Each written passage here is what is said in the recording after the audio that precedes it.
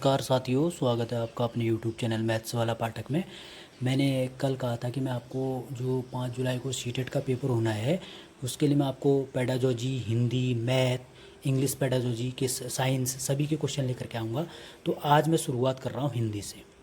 हिंदी इतनी ईजी आती है सेंटेड टीटी में कि आप जो है 30 में से 28 नंबर आराम से ला सकते हैं। मैं आपको केवल 500 क्वेश्चन कराऊंगा हिंदी के, आप उन्हीं को पढ़ेंगे तो 28 नंबर आपके 100% आएंगे, मैं ये वादा करता हूँ। आज मैं आपको 30 क्वेश्चन बताने वाला हूँ, तो इसको बहुत ध्यान से आप देखेंगे। पहला क्वेश्चन है, देखिए ये आपके स्क्रीन पर है, ये वाला। गणित, विज्ञान आदि विषयों की कक्षाओं में भी बच्चे भाषा सीखते हैं। यह विचार पहला है निराधार है, पूर्णतः सत्य है, पूर्णतः असत्य है, आंशिक रूप से असत्य। तो यह जो है पूर्णतः सत्य है, क्योंकि आप किसी भी कक्षा में जो है गणित, विज्ञान आदि विषयों की कक्षा में भी बच्चे जो है भाषा सीखते हैं। भाषा का मतलब है हिंदी सीखते हैं। आप कोई भी पीरियड पढ़ेंगे, चाहे गणित पढ़ें चाहे विज्ञान पढ़ें, वहाँ भी आप जो है भाषा सीखेंगे। यह पूर्णतः सत्य है, ठीक है।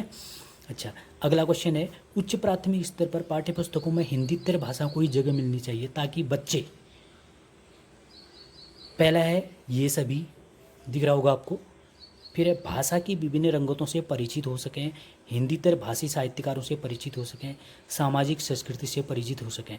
तो इसमें जो ऑप्शन होगा वो ये सभी होगा। क्यों होगा देख, तो भाषा की विभिन्न रंगतों से परिचित हो सकें वो ठीक है, ठीक है। उसके अलावा हिंदीतर भाषी साहित्यकारों से भी परिचित हो सकें, सामाजिक संस्कृति से भी परिचित हो सकें, तो इसमें ये सभी आएगा। या मैं आपको जो क्वेश्चन कराऊंगा 500 क्वेश्चन मात्र, आप 28 नंबर पूरे लेकर के आएंगे। अगला है, बच्चे भाषा तब बेहतर तरीके से सीखते हैं जब परीक्षाओं का आयोजन हो, अनेक पाठ्य पुस्तकें हों, भाषा का समृद्ध परिवेश हो, सरल साहित्य का चयन हो। तो इसका आंसर होगा तीसरा वाला, भाषा का समृद्ध परिवेश हो। भाषा का समृद्ध परिवेश का मतलब है कि मतलब उसका अच्छा परिवेश हो तो वो भाषा अच्छा सीखेगा। अगला है, आपको क्वेश्चन दिख रहा होगा, उच्च प्राथमिक स्तर पर भाषा आकलन की दृष्टि से सर्वाधिक महत्वपूर्ण है। लिखित परीक्षा, अवलोकन, जांच सूची, साक्षात्कार सूची। तो इसमें अवलोकन जो है भाषा आकलन के लिए, आप अवलोकन सबसे इम्पोर्टेंट चीज़ है, सबसे इम्पोर्टेंट अवलोकन है। अवलोकन करेंगे आप उस चीज़ का तब जाएंगे। लिखित परीक्षा से आप नहीं कर सकते हैं, जांच सूची से भी नहीं कर सकते हैं, साक्षात्कार सूची से भी नहीं कर सकते हैं, लेकिन अवलोकन से पूरा कर लेंगे।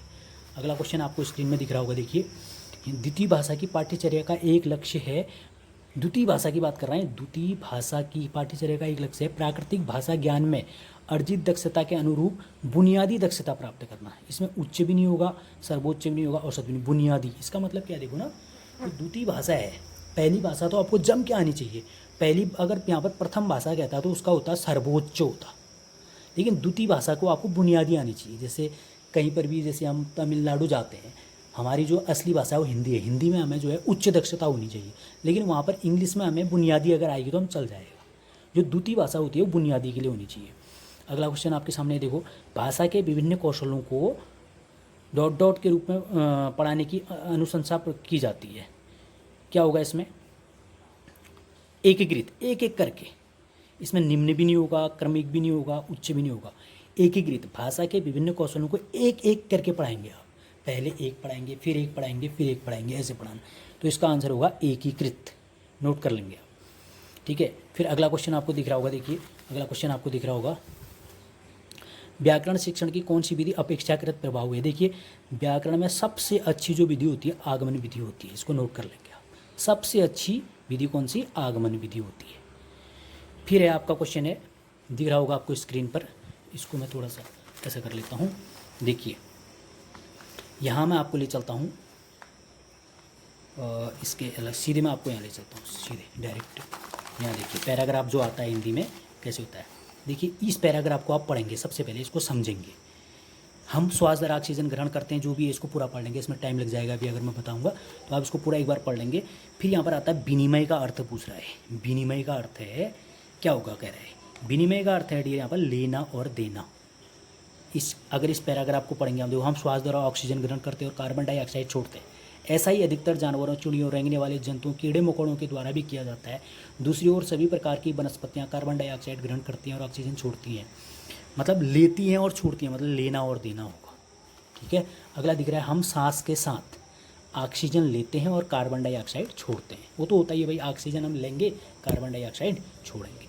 ऑक्सीजन ग्रहण करने में अधिकांश जीवधारियों का स्वभाव मानव की तरह है, ठीक है, मानव की तरह होता है, विचित्र प्रकार का भी नियम। इसमें आप पैराग्राफ से समझ में आएगा, आपके पैराग्राफ वाले क्वेश्चन को काफ़ी ईजी होते हैं। वनस्पतियाँ जब सड़ने लगती हैं तो वातावरण को मिलती है, क्या मिलती है, इसमें आएगा देखो, यहाँ पर सड़ने लगती हैं तो उसमें से कार्बन डाइऑक्साइड निकलकर पुनः वातावरण में क्या निकलती है। जब वनस्पतियाँ सड़ने लगती हैं लिखा हुआ है, तब इन्हीं में से छांटना होता है आपको, तब उनमें से कार्बन डाइऑक्साइड निकलकर पुनः वातावरण में समा जाती हैं। कार्बन डाइऑक्साइड होगा इसका आंसर, ठीक है। अगला है पौधों, अगला क्वेश्चन अगर आप देखेंगे, देखिए, पौधों और प्राणियों का जीवन एक दूसरे के अस्तित्व के समान आ जाएगा जब हवा में लंबे समय तक क्या रहे। अब उससे आप ढूंढेंगे तो ऐसा मिलेगा आपको, देखिए, अनुपात एक जैसा रहे, ये अनुपात एक जैसा रहे, पैराग्राफ में ढूंढेंगे तो कार्बन डाइऑक्साइड और ऑक्सीजन का अनुपात एक जैसा रहे, ये आंसर होगा इसका, कार्बन डाइऑक्साइड, ये होगा इसका आंसर चौथा वाला। पौधों और प्राणियों का जीवन एक दूसरे के अस्तित्व के समान आ जाएगा जब हवा में लंबे समय तक कार्बन डाइऑक्साइड और ऑक्सीजन समान रहे, ठीक है। अब अगला क्वेश्चन है, वातावरण का विग्रह, ये देखिए क्वेश्चन, वातावरण का विग्रह और समास होगा, क्या होगा इसमें, इसमें तत्पुरुष समास होता है हमेशा, वात का आवरण तत्पुरुष समास हमेशा। श्वास और ऑक्सीजन शब्द हैं तत्सम और आगत, श्वास जो है तत्सम शब्द है, ऑक्सीजन जो है आगत शब्द है। लंबे समय तक पद व्याकरण की दृष्टि से है, क्रिया विशेषण है इसमें, इसका आंसर होगा क्रिया विशेषण। गद्यांश का मुख्य वस्तु है, गद्यांश का जो मुख्य विषय है वह है ऑक्सीजन और कार्बन डाइऑक्साइड का संतुलन, सेकंड वाला होगा इसका ऑप्शन, ठीक है। फिर उसके बाद हमको एक अगला पैराग्राफ गिवन है, देखिए क्या है, वह आता दो टूक कलेजे के करता, पछताता पद पर आता, पेट पीठ दोनों मिलकर हैं एक, चल रहा लकुटी आटे, मुट्ठी भर दाने को भूख मिटाने को, मुंह फटी पुरानी झोली को फैलाता, दो टूक कलेजे के करता, पछताता पद पर आता। काव्यांश से हमारे मन में उठने वाला मुख्य भाव है, अगर आप उसको पढ़ेंगे तो आपको करुणा आएगी, उसमें करुणा आ रही है, कोई एक भिखारी है, वो बेचारा जो है भूख मिटाने को मुंह फटी पुरानी झोली को फैला रहा है, भीख मांग रहा है, तो आपको करुणा आएगी ना उस पर, तो करुणा ये होगा इसमें, मुख्य भाव करुणा होगा। वह आता है में वह सर्वनाम किसके उद्देश्य हो सकता है, भिक्षुक है, देखिए भिक्षुक तो आएगा, मुट्ठी भर दाने को भूख मिटाने को, मुँह फटी पुरानी झोली को फैलाता, भिक्षुक है वो।